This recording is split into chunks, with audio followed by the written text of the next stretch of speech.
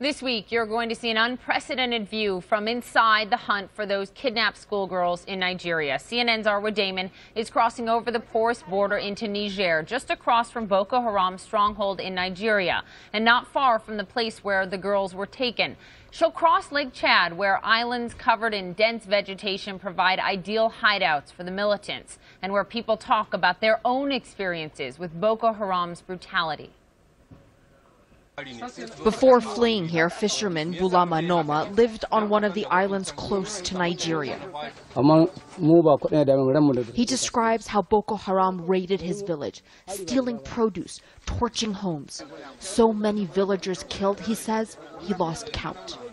Here, village and terrorist camps are difficult to distinguish from aerial surveillance, especially if, as is widely believed, the girls have been split into smaller groups.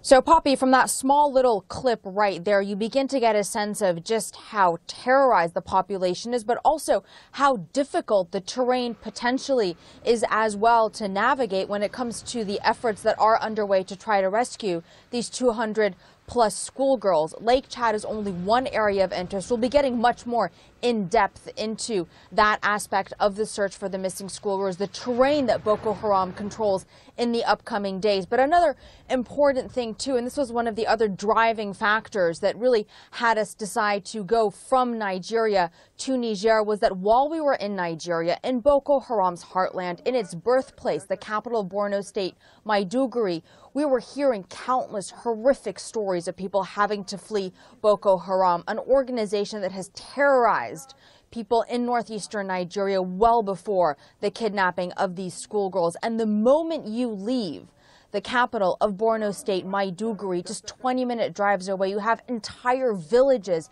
that have been emptied of their populations. The only people left behind are the handful that truly had nowhere else to go, and they'll tell you that they're just sitting there waiting for death to arrive. And Boko Haram's attacks have continued with even more impunity, with even more frequency since those schoolgirls were kidnapped. Attacks happening on a fairly regular basis. So we were following the trail of the refugees, following that trail of fear to one of Nigeria's neighbors, Niger, that has seen quite the influx. The border there is effectively non-existent, and villages there have doubled in population because of the sheer numbers coming across from Nigeria, some of them having utterly heartbreaking stories, and we're going to be bringing those as well to our viewers.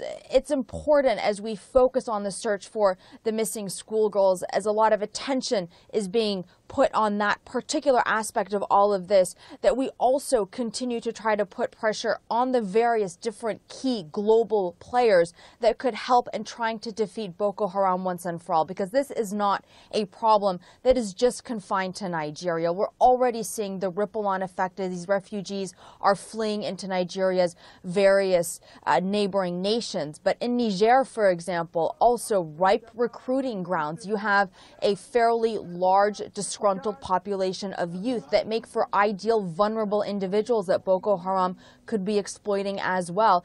And then you have this refugee population, the young women amongst them who have fled the horror in Nigeria, who were telling us that they feel just as fearful, even though they are in the relative safety of neighboring Niger. So it's especially critical that we as the media keep the pressure up in the search for the missing schoolgirls, but also that we continue to try to really look into all of these different aspects of how Boko Haram operates, getting as close as we can to the terrain that they're operating in, and really put the pressure on to try to defeat this terrorist organization once and for all, Poppy.